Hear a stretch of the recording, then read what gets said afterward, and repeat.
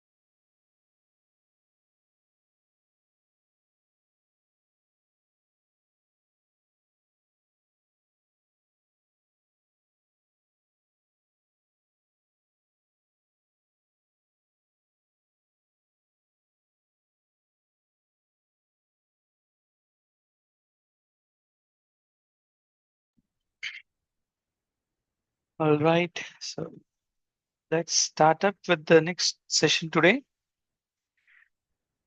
Next topic is on OCI identity and access management. We know if you can see the full screen. Not yet.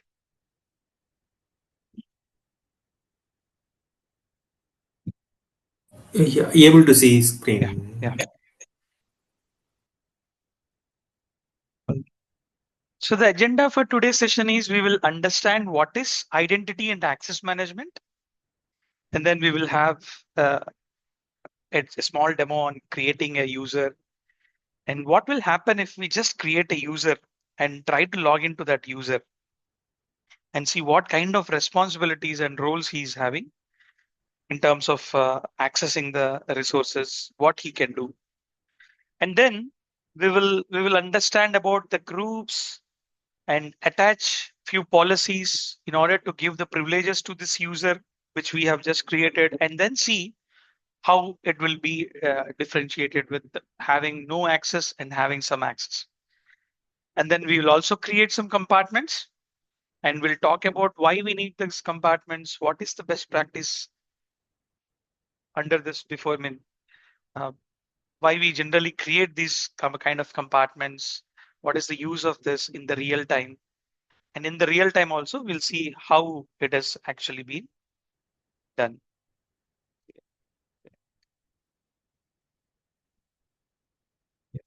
You seeing the second screen, right? I think there's something wrong.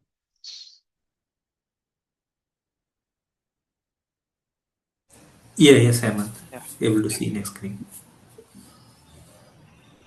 So if you see in this picture where you have the OCI identity and access management in the center. So this is your OCI console. So as a user here, if you are part of a group, then you will be able to connect to the console. And when you connect to this OCI identity and access management console, so you enter your username and you will then feed the password. So you will be identified by your username and password and with under which group you are assigned. Based on that, you will get the authentication. But authorization, it is dependent on what permissions you have based on the policies which are written in on top of your groups. So as a user, when you log into the console, you will first be identified based on your authentication, which is your username and password, and then followed by which policy you have. And based on that policy, to which particular compartment or which particular resources you have access will be decided. And then you will be able to finally reach to those resources and have an access, like maybe you want to update something or create something or delete something. So that is how it works. So if you just want to, maybe let's say if you want to relate it with your normal day-to-day life, if you are going to your office in your to your campus somewhere, uh, you have an identity card, right, with you. And this identity card has a key card along with that, which has some kind of coding inside, which enables you to have access to certain floors. So initially at the starting gate in the compound, initially they will look into your identity card. That is just to see who you are. So you will get the access to uh, your IT compound, whatever the office you are going inside. That is a basic authentication which they will do based on your ID card. But once you go step inside, maybe there are three blocks, block A, B, C. But your access card only has certain few privileges which are assigned to you. And with that card, you will only be able to go to block A maybe. Block B is not allowed for you because that is how they have uh, the policies being written in that card saying that okay, for your uh, for your company or maybe for your office location, it is only on the block A. On the block A, maybe on the 10th floor only. You cannot go to other floors also in that building. That's how they have written the code. That. So similarly here also in OCI also, you have the authentication. Username and password will allow you to log into the console, but it will not give you any privileges until unless you put this user in a group and have some policies written on top of that. Like this user can go into this compartment, and maybe this user can go into the network compartment, and he will be able to do the uh, provision some network resources. Or maybe if he's a DBA, he can go to the database compartment and provision some databases or take the backups, apply the patches. So you can write these policies to the user, what he can do on top of that. And maybe there are some shared resources. Let's say you have a cafeteria in block B, but you only have access to A. So that policy also has to be written in this card so that you can go to the common floor, common access floor, where everyone can meet up and have some uh, play area or maybe the cafeteria, these kind of things. So in your access card also, they will ensure that these common access is given to you, and only the restricted access to which floor you have to go in that particular block is promptly or precisely will be given to your card. In the same way, identity and access management is to your console. It is acting as what kind of privileges can be assigned to you. Based on that, it will identify who you are, and then it will identify based on the policy what policies you are, and then accordingly it will give the access to particular resources. So this user ultimately wants to access these resources or create them or do some updates to them. So that's the uh, and what exactly the user will be doing is creating these resources or monitoring these resources. So for that, in OCI, you cannot write a policy directly to a user. So this user should always go and assign to a group, and then on top of this group, you can write a policy. So this is called as a user principle. And you also have something called instance principle. So instance principle, I'll just park it for now. Later in one of the module, we will discuss a bit more on to the about the instance principle. So for now, we are just talking about user principles. So there are two types of principles. One is user principle and another one is an instance principle. So usually when a user logs in to the console, that's a user principle. And when you're logging in using an instance, which is a compute VM. So the compute VM logs into the console and do some, if you have some coding and you have to do something through the scripts, then you will use the instance principle. There you are not using username and password. So the compute itself gets access to the OCI console, and then it does a few provisioning or something like that. So in that scenario, we call it as an instance principle. But for now, we are focusing on the first part. Any questions here so far?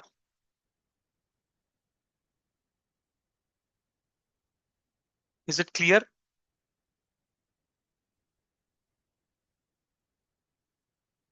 Yeah, yes, Hemant, clear.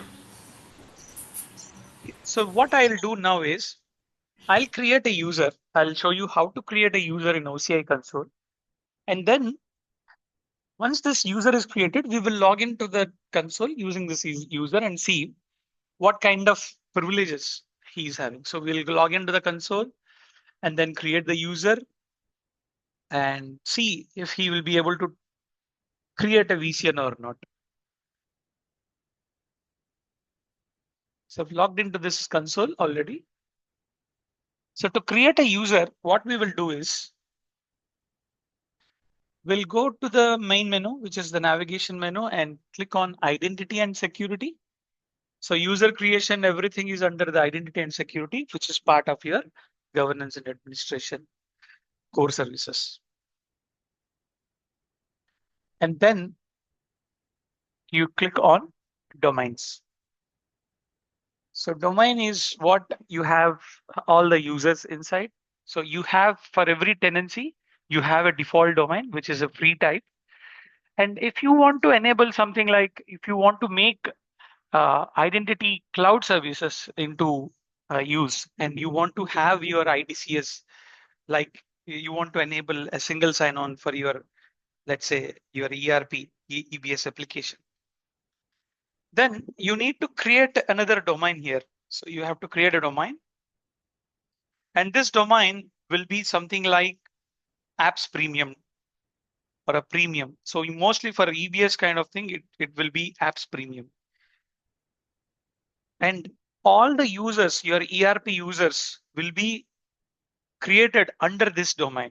The normal domain, what we are seeing, the standard domain, will be for the users who are like the admin users, the network admins or the DBAs or the storage admins. For those users, you will create a normal, I mean, the default domain what we get, we create the users under that domain. And if you have some packaged apps and you want to make some other single sign-on kind of activities, so it is not under the default domain. So you create another domain. So that domain will be having all these users in that domain, and you can enable SSO or any other kind of authentication for that applications what you have.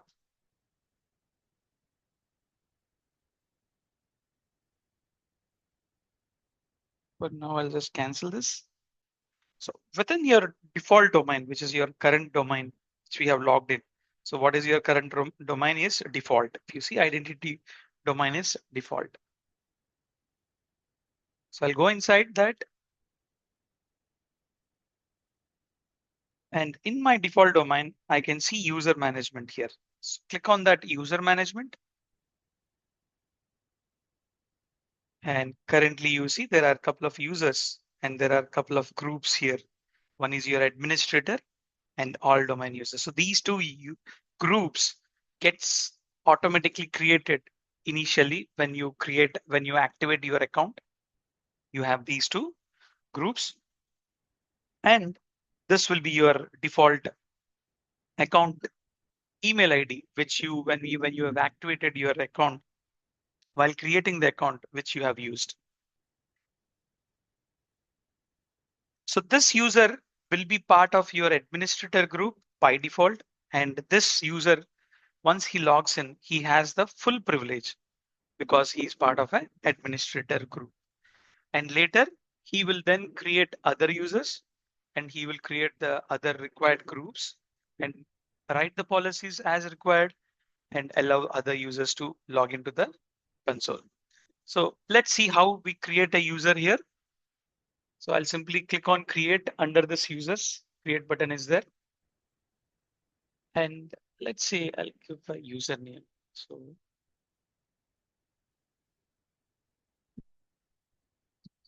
second.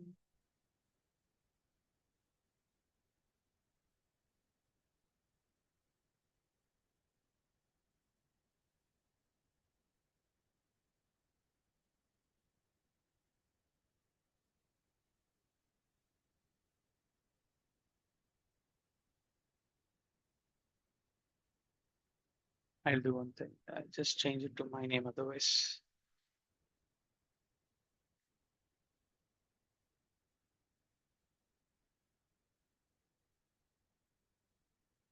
So we'll take my email ID as a user.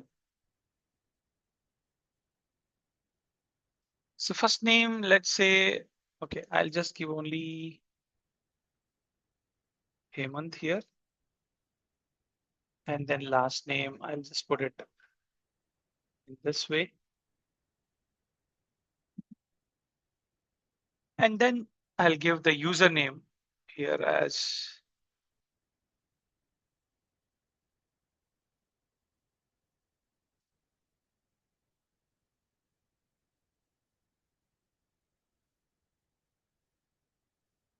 right. So if you see here, there is an option like username, use the email address as username. So you can turn off this. Then you can add one more. I mean, if you don't want the email as your username, then you can have a username different with your email. Email is required, otherwise you will not get that activate user activate email. So when you create an email, sorry, when you create a user, that particular user, if you are not providing an email, he will not get that email to activate his account first for the first time. So you need an email always. Either you use the same username and email as both as one, or you can do a different username and then have a separate email as well. So I'm using email address as the username in this case. And let me not put any this user under any group for now. I'm not assigning any group to this user. And then I have something called tags. So we'll come to the tags part. But for now, what we have done, we have just given a first name, last name, and then the user. Finally, we'll just click on create button here.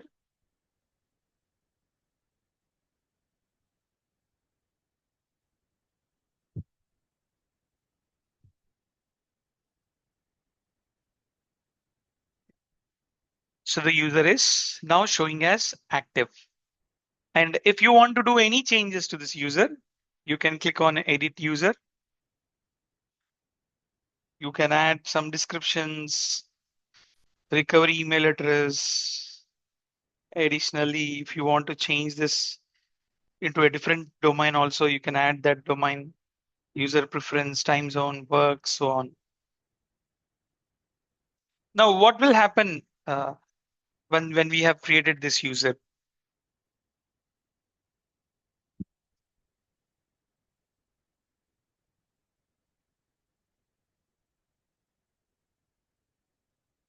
So there will be a email sent to this email address saying that activate your account as user when an account has been created. So that will happen by default. So let's go to this email address. So you see activate your profile in account so and so account name.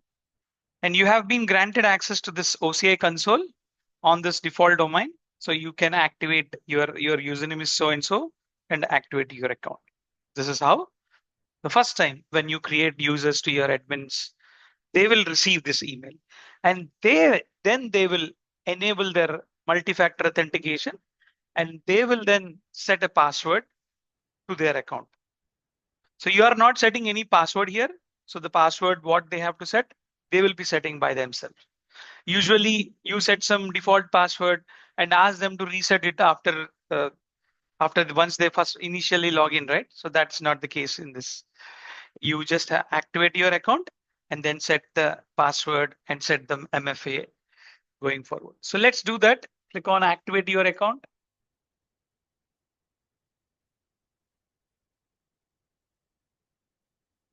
Now you can see here identity domain, it's saying default. And it has given me an option to reset your password, set a new password, and confirm the new password for the user what I have logged in. So I have not I've entered any user. I have just clicked on this activate your account button itself. So let me set a password here.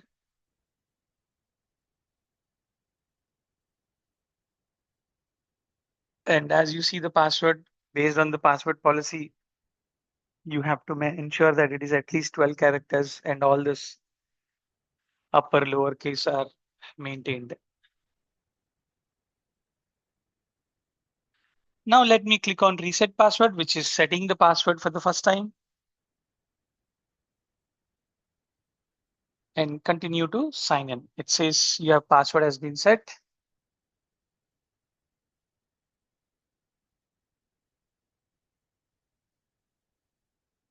Yeah. Now I will be providing the username again and give the password to login,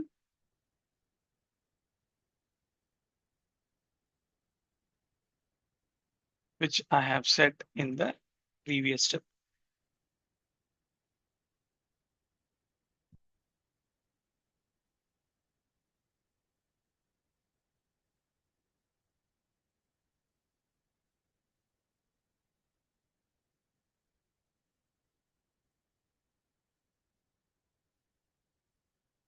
7 is missing.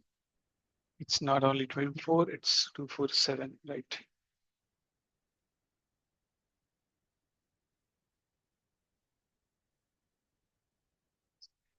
Now you can see it has redirected me to enable the secure verification, which is the MFA. So what I all need to do is click on enable secure verification. And then you need to install Oracle Authenticator in your mobile phones. So I'll select mobile app. So you need to have this Oracle Mobile Authenticator application in your mobiles. And from there, you will simply click on add authentication in add account in that mobile app. So let me do that here. And once I do that, I can scan the QR code below here. So I'll simply scan that from my mobile. And it will configure the account and it says successfully enrolled. I'll simply click on done. And from the next time, whenever I log in, it will send me a notification to my mobile to that app. And then I have to just click on allow or deny this access. So there you go. So we have finally created a user and then we have logged into the console. So what you see here, the default home page, you have same uh, identity, domain details, tenancy details, user settings, everything as it is what you have in the admin user also, what he was able to see. Now let's say if you can create a compute VM, it says create a VM.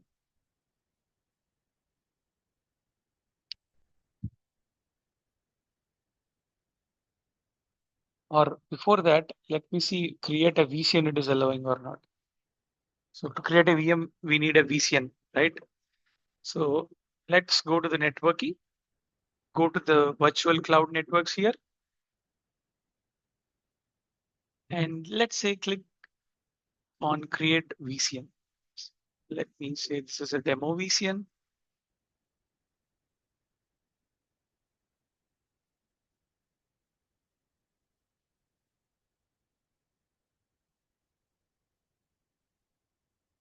And IP CIDR, I'll just give something like temporarily, I'm just giving 10.0.0.0.16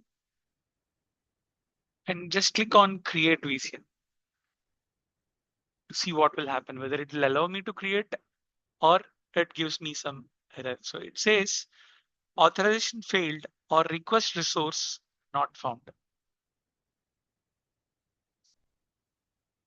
Okay. Let me say I'll go to the computes, instances, and the compartments. If you see there is a compartment, the name, if you see here, the compartment name is the tenancy name and it says root. Like whatever the tenancy name you have here. See, this is my tenancy name. So this name will be the compartment root name. And if you go to and click the compartment here, I don't see any other compartments. I'm only seeing the root compartment as of now from this user Hemant, which I've logged in because this user is only is not placed under any group now. So he doesn't have any policies assigned to this. He's just a user logged into the console. And that's why he was not able to create a VCN and he is not able to see any compartments also, which are there in this tenancy. If you go back to the admin user, let's say I'll go to the other browser here. And let me go back to compute instances. Now, if you see here the compartment and let me click on this compartment, I can see there is one more compartment like something like EBS prod, which I'm not able to see as the other user. I can only see the root compartment here. But admin can see there is another compartment also as he has the complete access.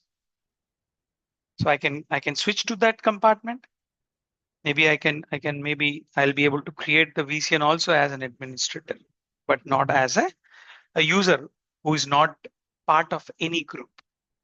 Now, what I'll do is let me create a group called network admin and then add this user to that particular group.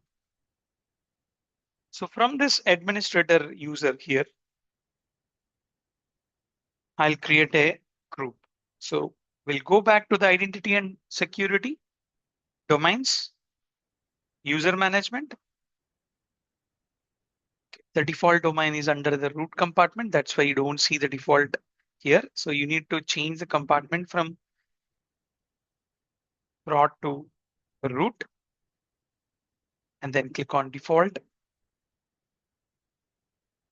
So now under user management, you have groups. Scroll down and there is an option called create group. Create group is just to give the group name. You can add some description on top of that, nothing much. So just let's say this is network underscore admin.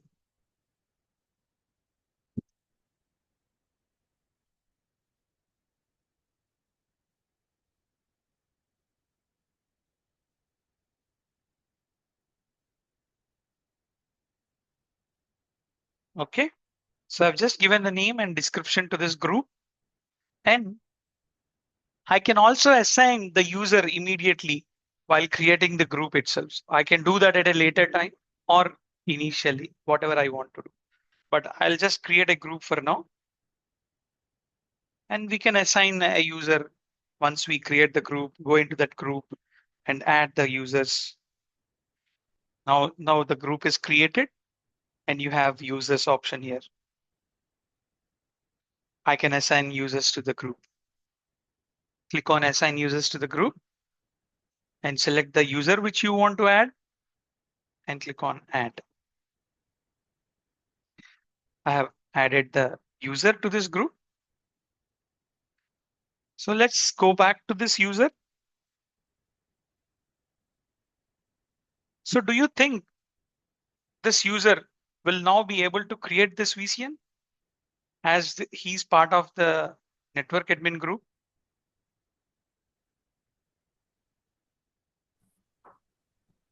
I think no, we need to sign off and again. We need to sign off and log in again. Okay. Because it's not reflecting dynamically. That's what you think. So, okay. Yep. Anyone else has any other thoughts like whether this user now will be able to create the VCN as he's part of the group called network admin? Yes, no, anything randomly you think.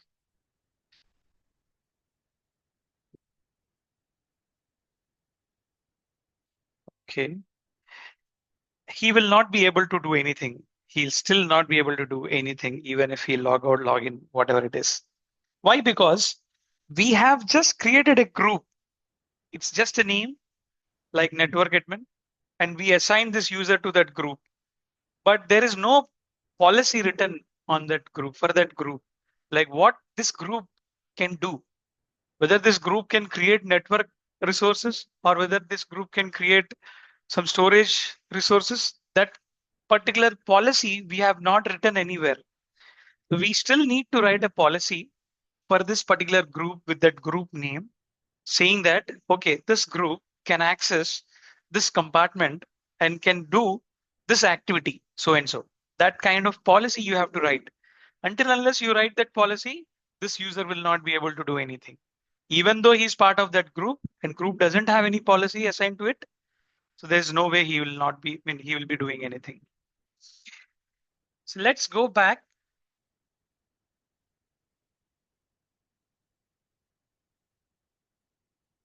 And here, if you see under the identity, you have something called policies. So you go to this policies and there are some default policies in the tenancy. And I'll create a new policy here. Click on create policy. Let's say this is network underscore admin.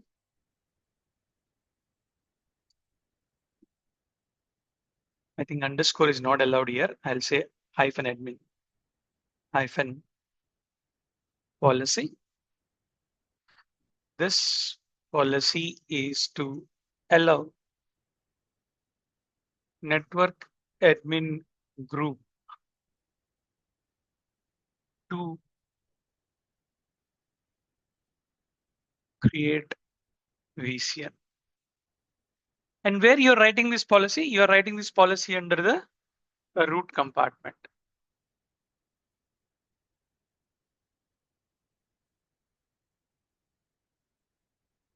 And you can go with the policy builder if you don't know the syntax, or if you have the syntax handy, you can go to the manual editor and write the policy straight away there. But let's say as I don't have the syntax as of now, so I'll go with the policy builder itself. So what is my policy use case? I'm looking for something like network management. So I'll select the network management here. And what policy template I want to manage the cloud networks, the VCNs. Or if I want this policy to be to manage the load balancers, I can select this template. Or only the existing load balancers, I can select this. But now currently I want to give the policy access to manage the cloud network. So I'll select this first template. And under which domain? It's under my default domain. So if you have multiple domains, then you can select that particular domain. But currently this policy is for my default domain. And what is the group to which I want to add this policy? That's my network admin group. So I'll select that group, network underscore admin. And where exactly I want to do this activity, under the root, or do you have a particular compartment where you want to give access so that this user can create this resource in only that particular compartment? Now, what that is ensuring is you are giving a privilege to this particular user where he is part of this group. So he will be able to create this resource under this compartment only, not in any other compartment. Now, what that will do if you give the privilege at the root compartment, if you are assigning this policy at a root level, that means this user will be able to create a network resource under any compartment below the root. So root is the highest level. So how many chains, whatever the chains you have under the parent compartment. So this is called policy inheritance. Like if you are giving a policy to the parent compartment, automatically the policy is applicable to the child compartments also. That means if you are giving the policy at a root compartment level, this user will be able to create the VCNs or any other network resources under any of the child compartments below the root. So that's why what we say is always create multiple compartments so that you will be able to write the policy. So that so when you're writing the policy, you can only allow these kind of activities in a particular compartment only, not in any other compartment. Let's say I'll now for now I'll give this access to the EBS prod compartment. So I'm saying this user can do this activity under this particular compartment only.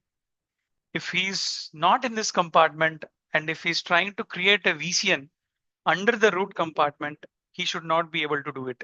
He should only be able to do this activity under this compartment. So that's how you will add the compartments, I mean, policy under your access. So now if you see, we are done with the syntax, what we have to do. If you click on show manual editor here, It's giving you the actual policy, how it has to be written based on what we have selected so far. So if I'll take a notepad here, let's put it here. So it says allow group in the so-and-so identity, default identity domain, allow group name. This is my group name, network_admin, to manage virtual network family in compartment so-and-so, which is my EBS prod. So this is the complete syntax to write a policy on top of your group. So what we have done so far, we have created a user and we saw this user is able to log in and we were able to set up MFA to this user. But after once he logged into the console, he was not able to create a VCN, or he was not able to see even the other compartments in that particular console. After he logged in, then what we have done is we have assigned this user to a group, but he is still not able to do anything. And now we have written a policy to that particular group, which is my network admin group. Now let's go back to this other browser and see what this user can do now. Let me just refresh here. I'm not logging in, logging out also. Just refresh the browser. And now if you click on this compartments, earlier I was not able to see any child compartments under the root compartment. But if I now click on this, still not able to see. I think it's taking some time, or whether I've saved it or not. I've not created it. Okay. So let me click on create. Now the policy is created.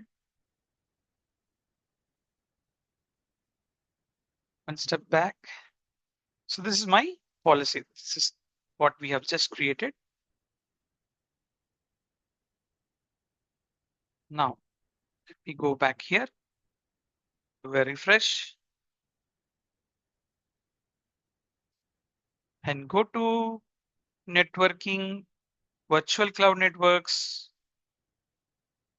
And let's see what compartments we have now.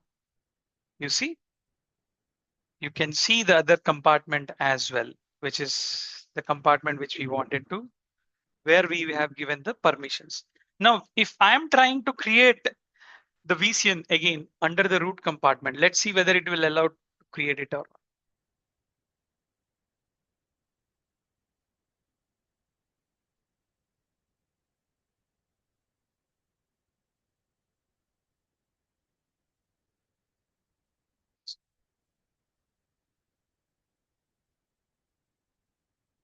And click on create. You can still see that it is saying authorization failed or request resource not found. But if I'll do that in compartment EBS prod here, and same thing, let's say create VCN, click on that. It has allowed me to create the VCN now. So I'm now able to look into the VCN information and it's now available.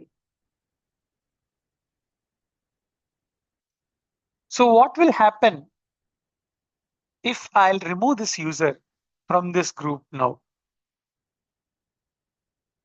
So if I'll go back to the groups,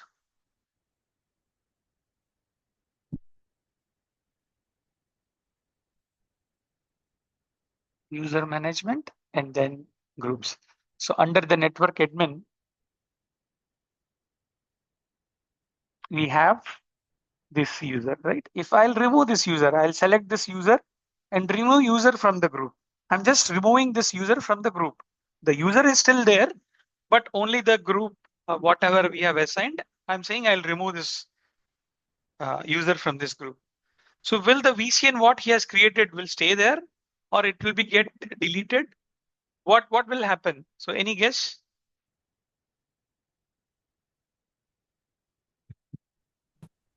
I think it will be there. It will be there.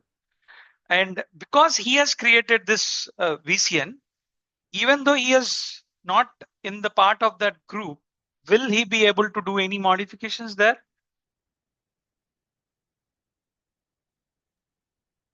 Now we won't be. He won't be able to do that modifications. Correct. Because he's no more having any access to the network resources.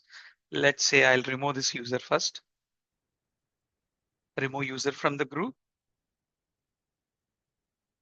The user has been removed. I'll go back to the other window here and do the refresh.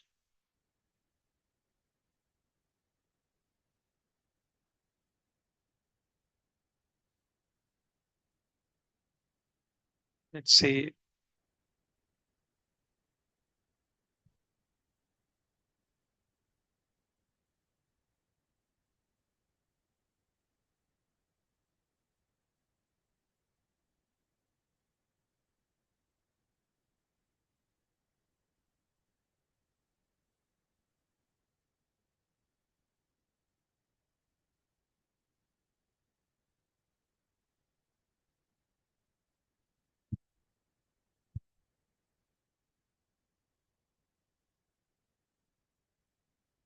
see now the particular compartment itself is not able to see again. And that means he will not even be able to see that VCN. Forget about doing any modifications under that VCN, what he has created, but he will not be able to even see that VCN because he lost the compartment access itself. Until unless we have given the compartment access by writing some policy to this user, he will not be able to do any activity now as we have removed the access. So that's how the policies work. And as you saw when he has logged into the console, the least privilege policy has been enforced to the user. So when you create a user in OCI, the least privilege principle is acted by default. That means he is not having any kind of permissions to do anything in the tenancy. He's just a user created. He can be authenticated based on his username and password, but he will not be allowed to go anywhere into the console or do anything inside the console until and unless he has been part of a group and that group has set of policies. The same way, if you have a key, if you have an ID card, you will be just entering into your compound, but until unless that card has has some policies, you will not be able to open any of the windows or sorry, any of the doors to your floors where you have to go inside. So you'll just go to till the reception only, but you'll not be able to enter into that block A, B, or C without having a proper policy written into your access. So that's the access management, what overall works in any of the identity and access management use case. And here we have, as we saw, users are created, but the policies are written on top of the groups only. So even if it is a single user, you need to put this user under the network admin group, and then you have to write the policy to the group. You cannot directly write a policy saying allow user username Hemant and add provide the manage network family in the compartment, so and so you cannot do that. All right, then let's go back here. So we did this part, created the user, and we saw that we are not able to create any VCN, and we got this error. And then we have created a group called network admins, and we have assigned this user to that group. And then we have written the policy. So the policy is something like allow the subject. Subject is the group name, which is network admin in this group, in this case. To manage is the verb. And actually we'll see in detail like what is the policy syntax will going forward. So this is the overall create the policy what we have done. And then once we have added that policy, we were able to create the VCN successfully. We are not getting that authentication error anymore. So hope it is clear so far.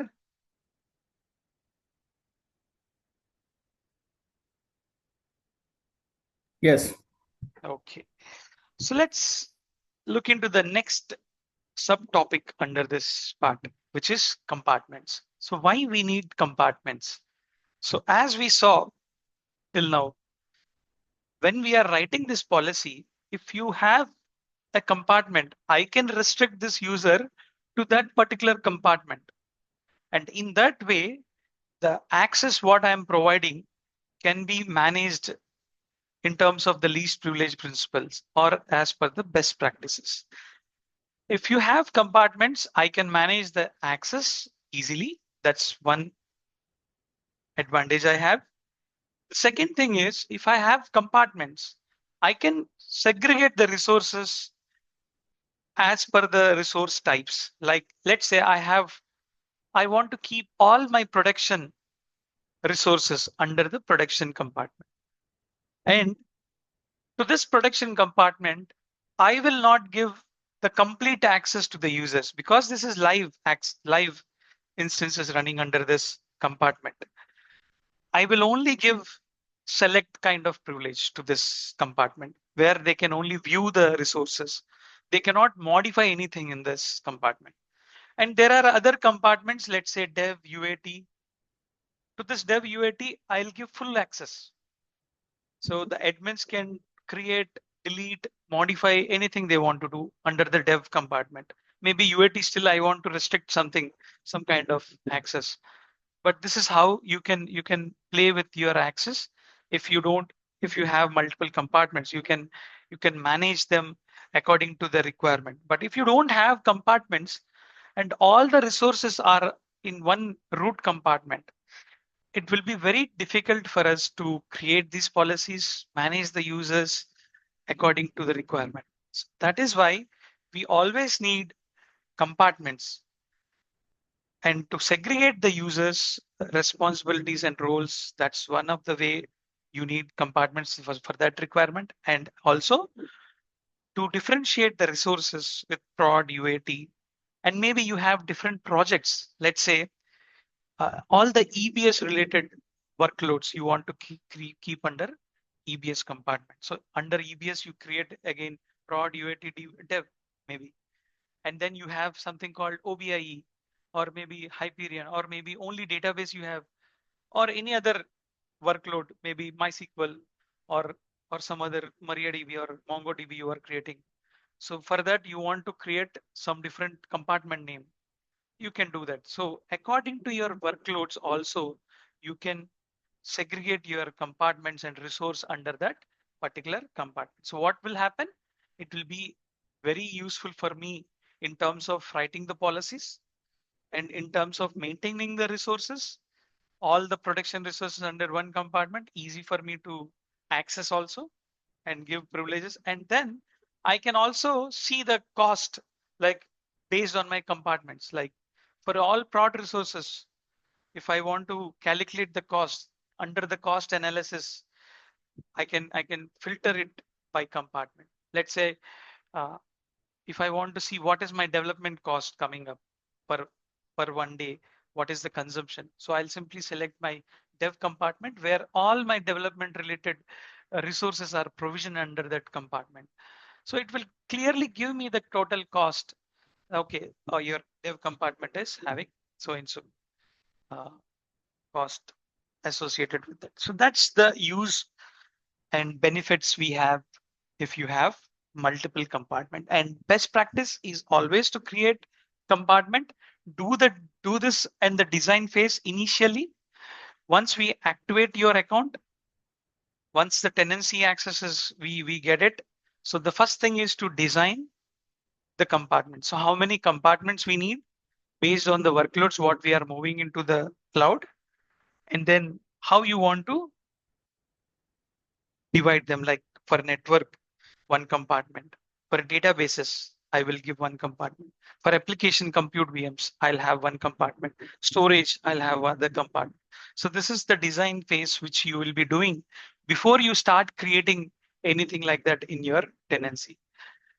This is a combined discussion along with your network teams or with your whoever the sponsor of this project or maybe the business users or whatever the stakeholders we need to discuss, you will sit together and decide on this. So this is something called the design phase, where you actually decide what kind of how many compartments you need in your console, and then based on that design you also have to provide some naming conventions to the to those compartments. So, like it should be prod, you will write everything production, or you will only go with PROD, PRD. So those kind of decisions also you will be taking up initially itself. So here, let's say I'll create a compartment, and then we will see how to provide access to that particular compartment only. If I am doing this like to a child compartment. So under EBS prod, we saw there is a EBS prod compartment, right? Let's say I'll create database, application, network, 3 sub compartments and see what will happen. So let's go back to the console. Now how you create the compartments? You go to the navigation menu, identity and security. And then under identity, you have something called compartments here. So click on compartments.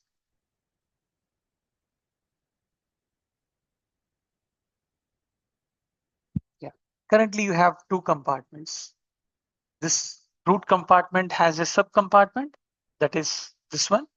And this one doesn't have any sub compartments.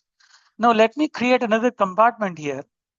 Now what I'll say is, this is, EBS UAT. Let me say this is UAT. This compartment is for all resources EBS UAT. So what is my parent compartment for this one? This one is parent is root. So I'll put it under root compartment. Click on create.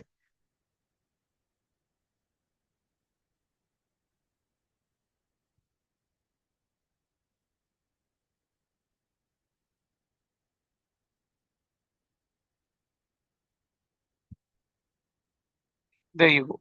It's now created. Now let me create one more compartment.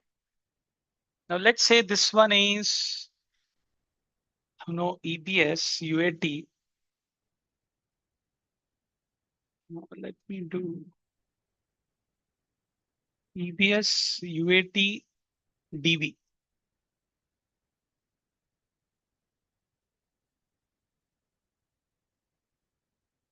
This is for my UAT database. UAT DB I have created one. And what is my parent compartment? This time, my parent compartment, I want to put it under UAT. EBS UAT is my parent compartment for DB. So I'll click this, create. So let me create one more compartment. This time, let's say this is app. This is for my applications, and parent compartment again. This is again under the UAT. Create this, create one more compartment. And now let me name this as network.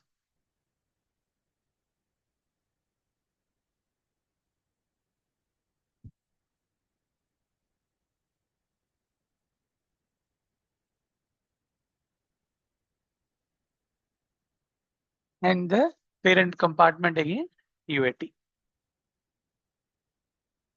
So now what we have done, we have created multiple compartments.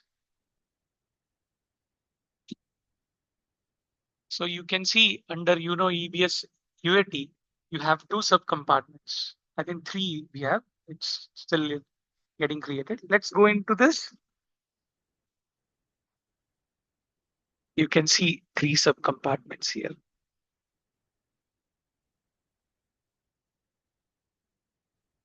Right, 3 will come up.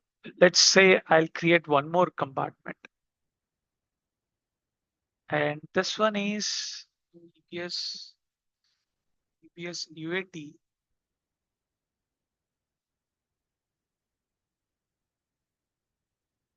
See,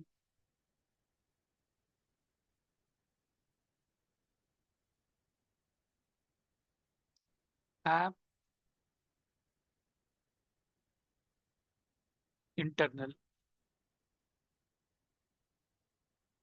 So I have another compartment called app internal, and the parent compartment for this will be under my UAT. I'll go and select the app. So this will be my parent compartment.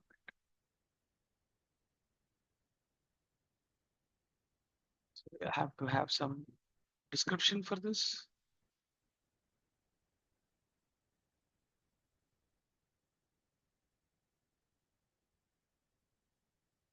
And let's create one more as app external.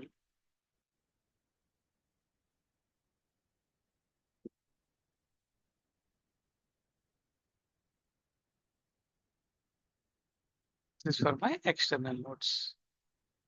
And what will be the parent compartment? Again, it will be under the app compartment.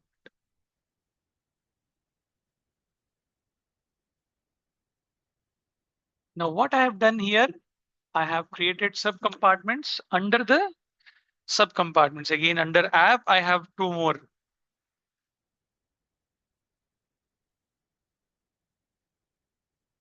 Subcompartments. So these are like child compartments. Now we have a hierarchy.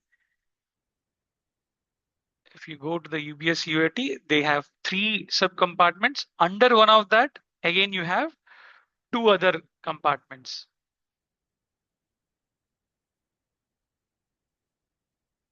Okay. Now, if you look into the, let's say, go to VCNs here and select the compartments.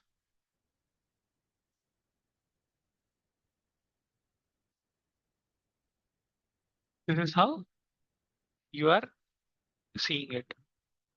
Now, under this UAT, I think we need to have 2 more compartments. It's not yet reflecting. Let's refresh this.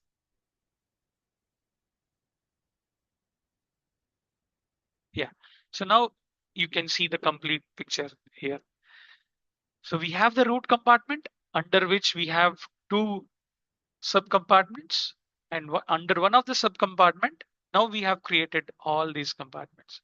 Again, these are the sub levels, like the child compartments for EBS UAT, which is UAT app and UAT DB and UAT network. So under app, we again have 2 different subcompartments like external and internal.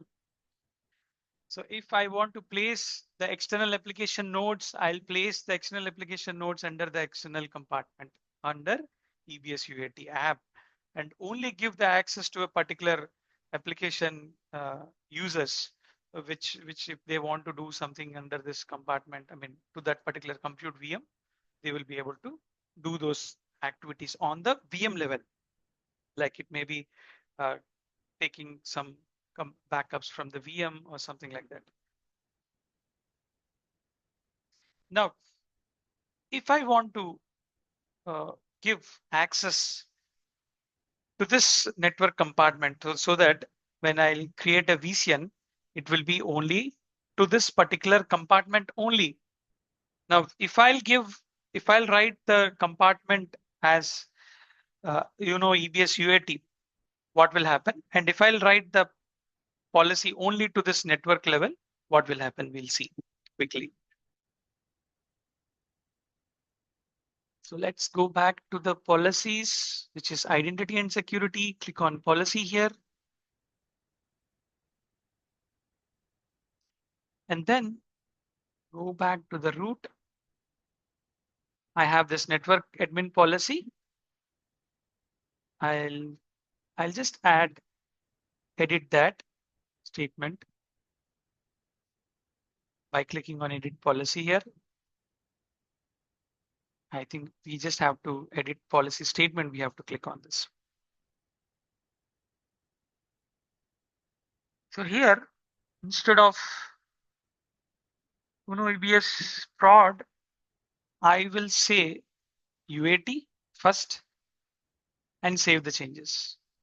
So if I'm saying giving the compartment name as EBS UAT, under this UAT there is app, DB, network, and under app there are other two sub compartments, right? So I'm giving the parent compartment of this one. So what will happen in this case?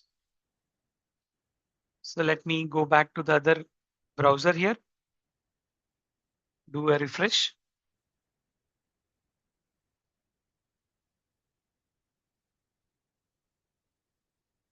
Now, if I'll click on the compartments, still not seeing anything. Let me refresh it.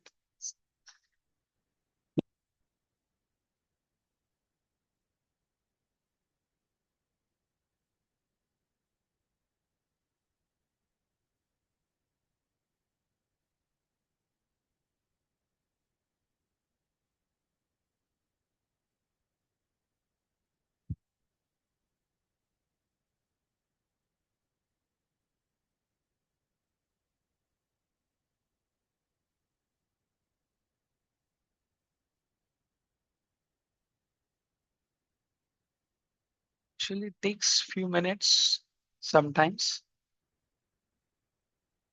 but not that much time usually.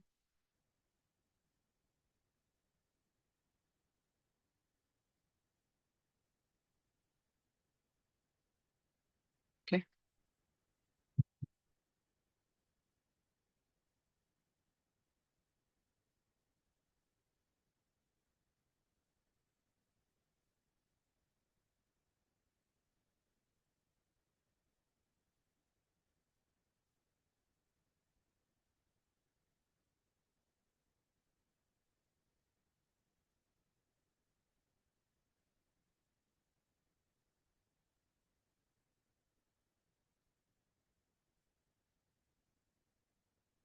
It's still not getting reflected. Just waiting for this. It should show me the EBS UAT compartment here, as we have given the policy for this EBS UAT compartment only. Why it is not reflecting? Any guess? Anyone? That You are particular on you are under policy. I think that mm, Now, if you are closely following, we have removed this user from this group. So we network, have the user is not under the group network admin. We have just changed the policy, but what about the user? So we have removed the user from that particular group, right? So that's why it's not getting reflected. So if you go to the network admin,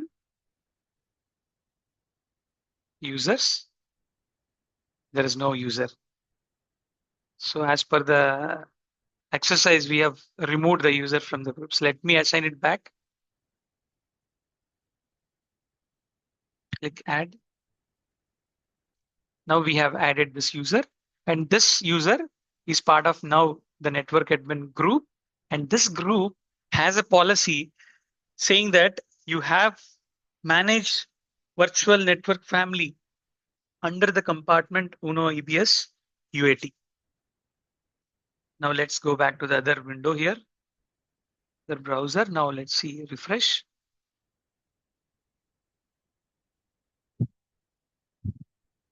And not yet.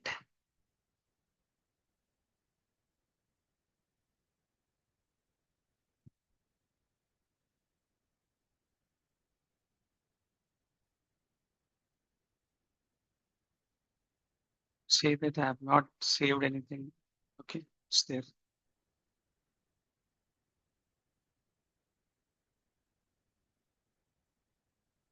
Just to make sure, I'm just going to different windows so that it gets refreshed. No cache issues.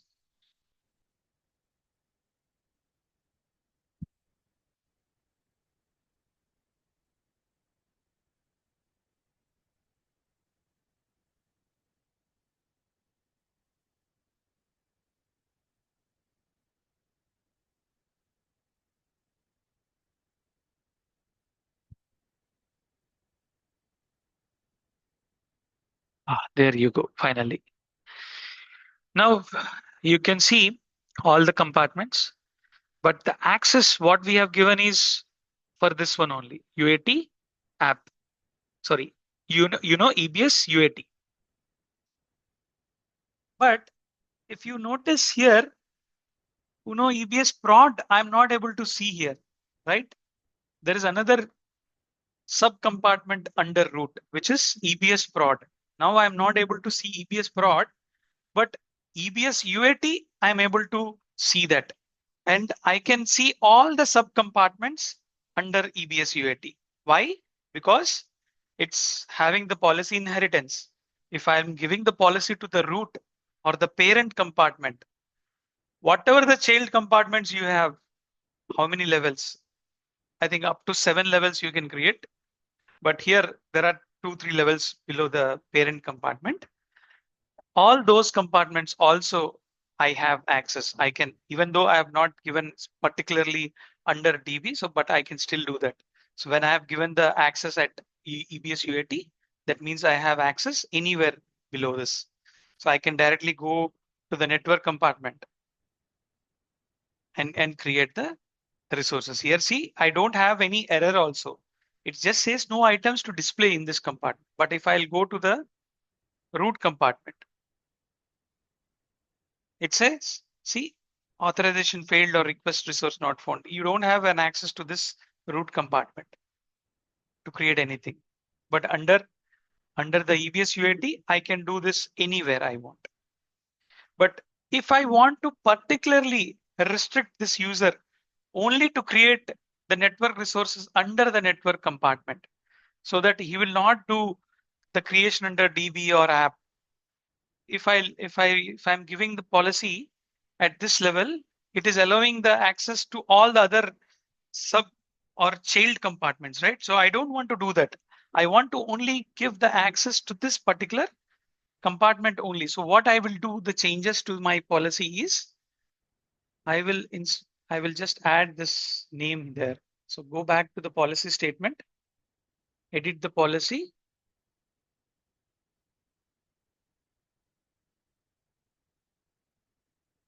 This is the statement. Click on edit policy. Now what I'll do is I'll put a colon here and then I will write EBS. That is my compartment name.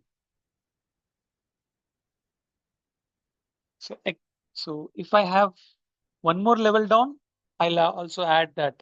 But here under EBS UAT, my EBS UAT network compartment is there. So specifically, I'm just want to allow this policy, whatever the users are there assigned to this policy or the group, they will be only able to create network resources in this compartment. So this is giving directly to that compartment.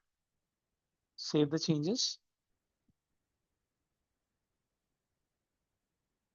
And now go back to the previous browser here. Do the refresh.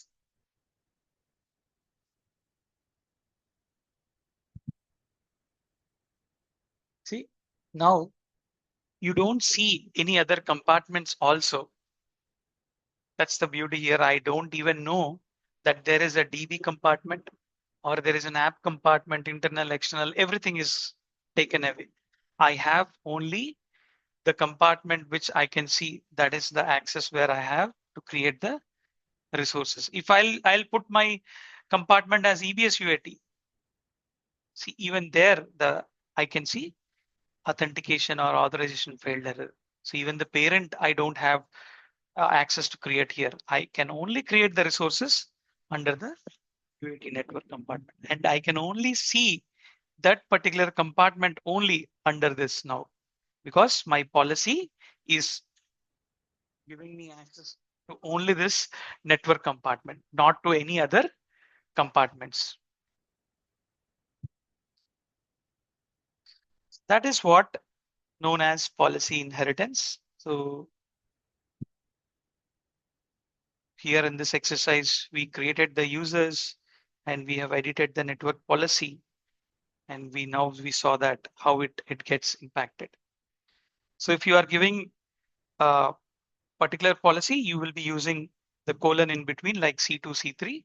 So if you have compartment 1, compartment 2, compartment 3 under the root compartments. So policies that apply to the resources in compartment C1 are applicable to C2 and C3 also. So these are the levels. C1 is the parent, C2 is child, and then other child. To C2 is C3. So if you are writing a policy at C1, automatically it is getting applied to C2 and C3 also. That's what we saw practically. And if you want to specifically give the access only to C3, so that is how we saw giving the policy with colon. So here, as we have the third level also, if you go back to this one,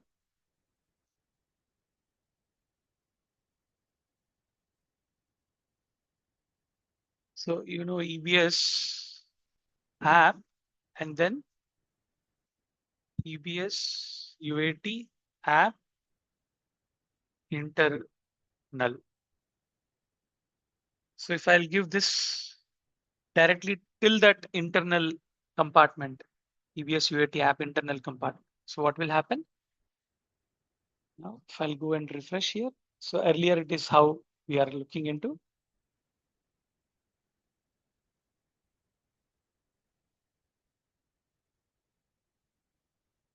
Now you can see he is now able to see the other compartment. The network compartment is no more visible for him because the access we have given to this particular compartment now.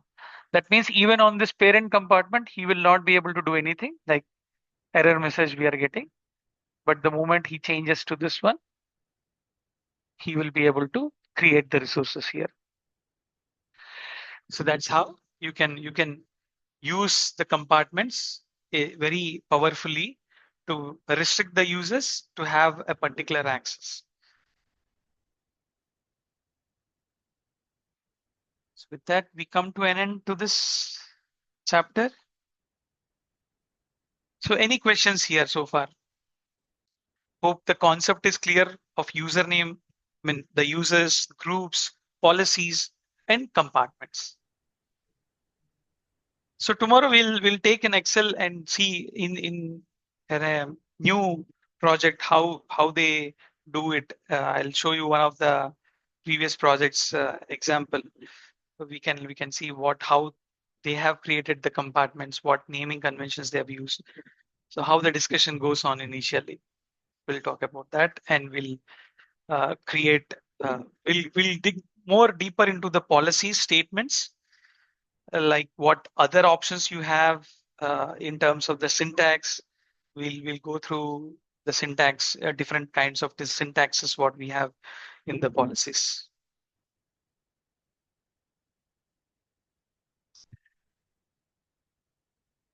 Any questions, anyone? Is it clear or any doubts? Let me know. Can we create more policies? Yeah, we can create n number of policies. Okay. There's no restriction on policy. Like each network resources, for that we create one policy like network admin, what we have done. Maybe it's if it is a DBA, so I'll create one more policy called prod DBAs or UAT DBAs. That's whatever the way I want to create again. So if one policy already created, so Hmm. that policy assigned to user, okay? So That policy assigned to group. yeah, policy assigned to group. Hmm. So we are changing the policy in the group, right? I mean to say that modifications. If No, suppose they have assigned one policy to that group, so that group assigned to user. After that, I have modified the policy Hmm. uh, for other user. So would it affect to the user which have already assigned? No, if you are doing any changes to the policy, like what we have done, and the policy is written to a group, and the user is part of that group, yeah, there will be a change based on the policy what you have changed. It will affect the user. Okay, if I want another policy, we have to create another policy, Yeah. then. Yeah. So a single group can have multiple policies. Like network admin can have be part of 2-3 policies. I can write n number of policies to that group. And in the same way, same policy can be assigned to same policy anyhow. You cannot assign to multiple groups. You have to say allow group name, and then what you want to allow, to which compartment level you have to allow. That is the syntax.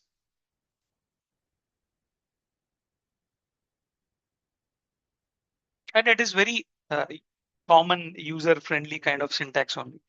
So what you want to do is clearly, if you clear natural language, if you tell that, that's your syntax. What you want to do, I want to allow my group name is so and so, to do create VCN under this compartment. So that's what I want to do it, right? So that's how the syntax also, it's almost like the normal way what we say. It's not that difficult for us to write this syntaxes also. But we also have some best practices as a dump of all the policies, groups in a standard design. They are already predefined groups we have. We can just create the standard groups and defines all those policies in a common tenancies, which we call sometimes as landing zones.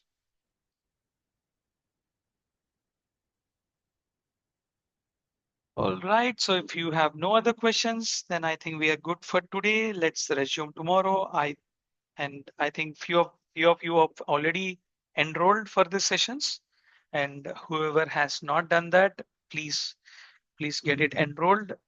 Talk to the admins.